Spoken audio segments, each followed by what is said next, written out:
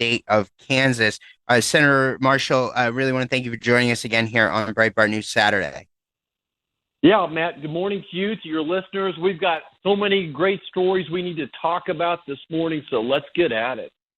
Yeah, so the biggest thing that's going on right now in your universe is that you guys have zoned in on Secretary Mayorkas, Alejandro Mayorkas. He's the Secretary of Homeland Security.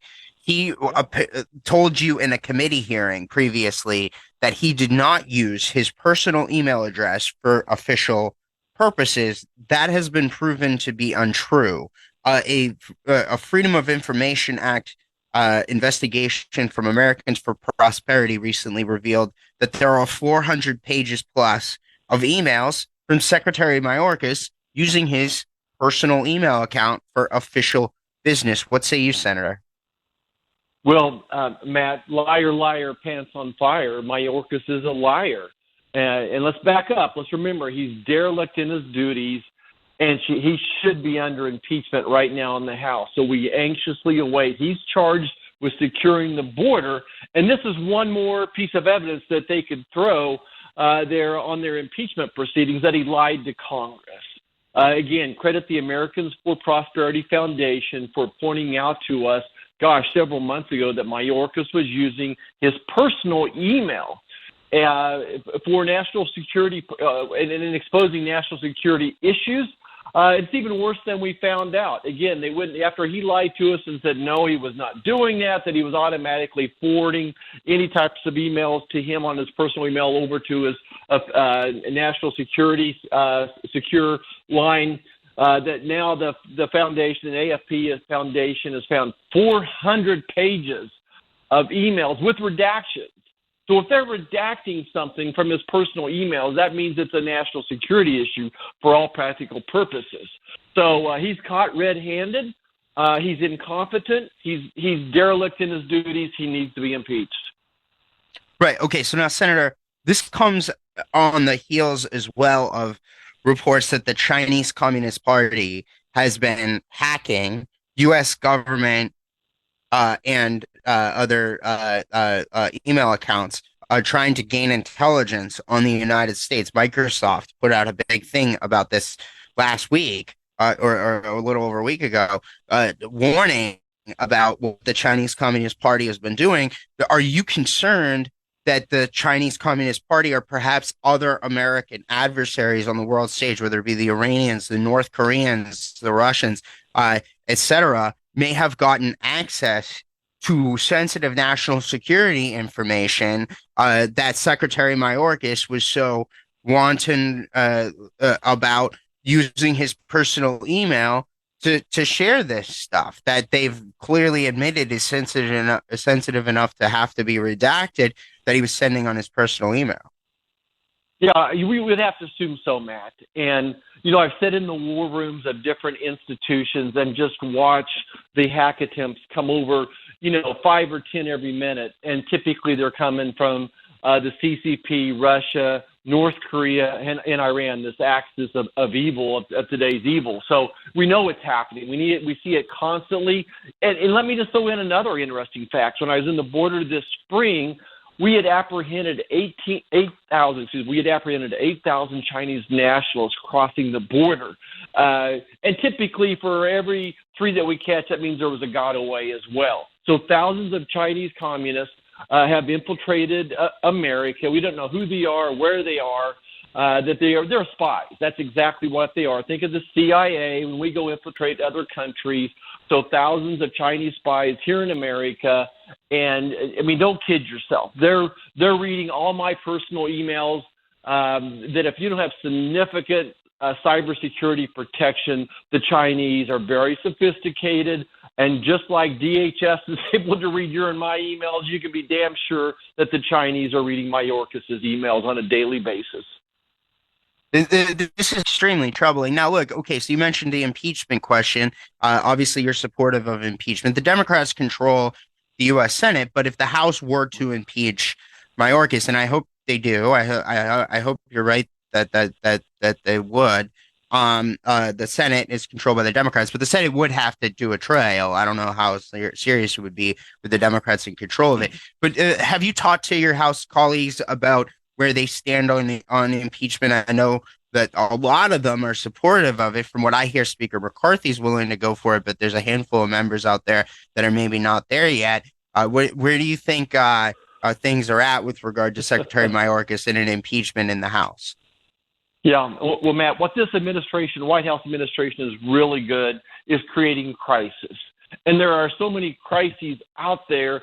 The Republican-controlled House is just overwhelmed. Which should we do first? The Hunter Biden, Joe Biden bribery impeachment trial. Dr. Fauci, what type of trial should he be undergoing over there in the House right now? So I think they're just overwhelmed. And by the way, they're trying to balance the budget. And we only have a 4-person majority over there. America has to give us more levers and more power if they really want to look into this seriously. So I think there's an appetite for it. And yes, we have some people, Republicans from moderate states, that would just as soon not go out there and take this type of a vote. But again, our national security is at stake. The number one most immediate threat to our national security is an open border, and all you have to do is think about the 300 Americans dying every day from fentanyl poisoning, 90% of that made in China coming across our southern border. Yeah, no doubt about it. Okay, so now, Senator, kind of shifting gears here a little bit.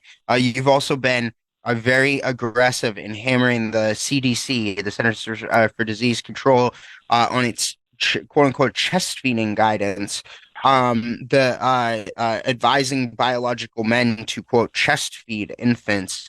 Talk to us about what the CDC put forward and this whole insanity that we're seeing from them. Yeah, man, I can't believe we're talking about this. There's so many crises going on. When will the woke left wake up and realize their policies are harming our nation's greatest treasure, our children? That this is another policy by the Biden administration that's literally harming our children. For 30 years, I delivered a baby most every day as an obstetrician and promoted breastfeeding. To me, breastfeeding is very much something that's honored, that's sanctified, if you will. And what we have is the CDC bastardizing breastfeeding. Can you believe it? So what they're doing is they are supporting giving biological males a drug that was pulled by the FDA in 2004 because of side effects, specifically heart arrhythmias. And this drug, when these biological males are, I hate to say breastfeeding, they're giving these babies trans fluid, and that drug is going to be transmitted through this fluid. They're giving them a concoction of estrogens, progesterone, sometimes birth control pills, diuretics on top of this this medicine that causes heart arrhythmias. We have no idea what this concoction will do to the babies. I would tell you that as a physician, and I'm the mom I just delivered, she asked me, can I breastfeed and take any one of these drugs? I would have said, ma'am, you have to make a choice. Either we can take that drug or you can breastfeed, but it's not safe for any one of these. I'm just going to give you some instances. For instance, this medicine that the CDC is supporting and that the FDA took off the market could cause heart arrhythmias to the baby. Giving babies hormones like estrogen and progesterone, testosterone that passes through the breast milk could cause gynecomastia. And your folks can go look up gynecomastia, clitoromegaly. Maybe it could start the closing up of the growth plates even. And, the babies have these soft parts in their skulls. Will it trigger those closing sooner again? Look, this hasn't been studied. This is the most horrible advice maybe I've ever seen. I think this is a sentinel moment for the CDC when the United States loses full confidence. If you had any confidence left after they handled COVID, surely Americans realize what a horrible, horrible advice the CDC is giving right now.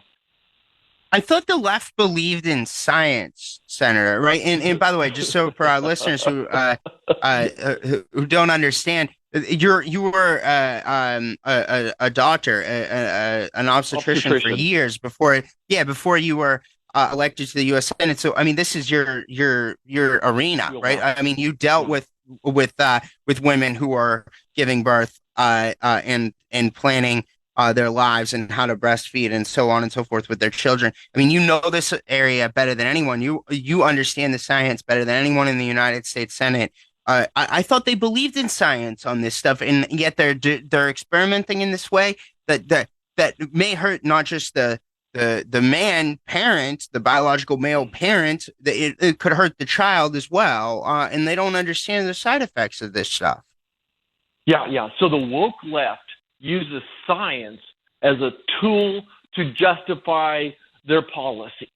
So if they can find some type of science that supports their policies, they're all in. But it's really almost like a religion to them, how they manipulate a science for their own purposes. But let me go back, Matt. If I was still practicing medicine in the state of Kansas, I still have my license, and I had gone on national TV or publicly and say, I recommend you take this drug that's been pulled by the FDA to give it to breastfeeding, in this case, chest feeding of women or men, boys, whatever we're going to call them, I probably would have a state board issue against me, that someone would file complaints, and I could lose my license over this. That's how far out this is. I really think if anybody but the CDC was doing this, if individual doctors were doing this, the complaints would be filed and those doctors would lose their medical license. This is how far out it is. Again, I think it's illegal what they're doing. When the FDA pulls a drug, so I don't know where they're suggesting people get this drug from. You cannot get it from a local pharmacist.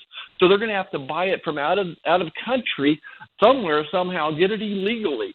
So they're supporting something the FDA has taken off the market. It's just, again, it's bastardizing breastfeeding. Think about just how sacred breastfeeding is. For thousands of years, breastfeeding has been an incredible, good thing. The mama's first milk has colostrum in it. That colostrum is rich in nutrients, in antibodies, mama's antibodies to protect that baby from all the infections out there until the baby has its own mature immune system. There's no way this trans fluid has any of that in it. There's not going to be enough calories in it. There's not going to be enough nutrition, all just for their political agenda.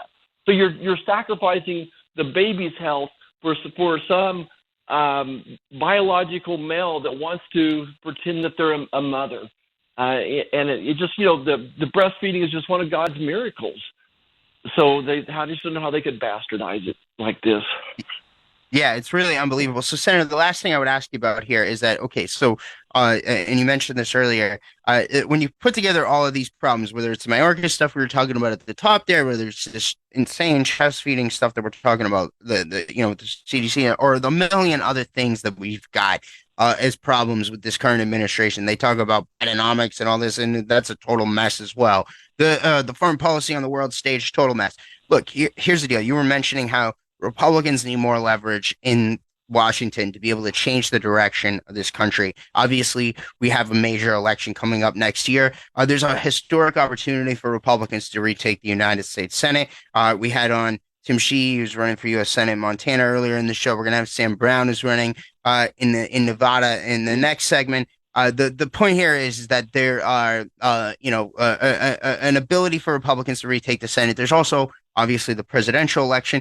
What do the American people need to do to change the trajectory here of the nation, in the direction that we're going? What can we do in the next year plus here in the lead up to the next election to really make a difference and change things and give you guys the help you need to turn this around?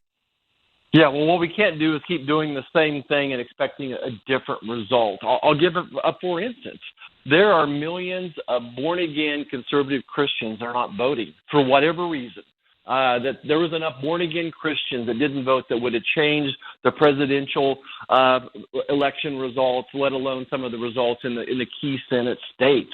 And I think there needs to be a really good discussion, and I heard Sean Hannity talking about it last night, is how do we get out there and promote people to vote, whether it's early voting or on the day of. Of course, it has to be legal. Look, I don't make the rules. I don't make the rules in these states.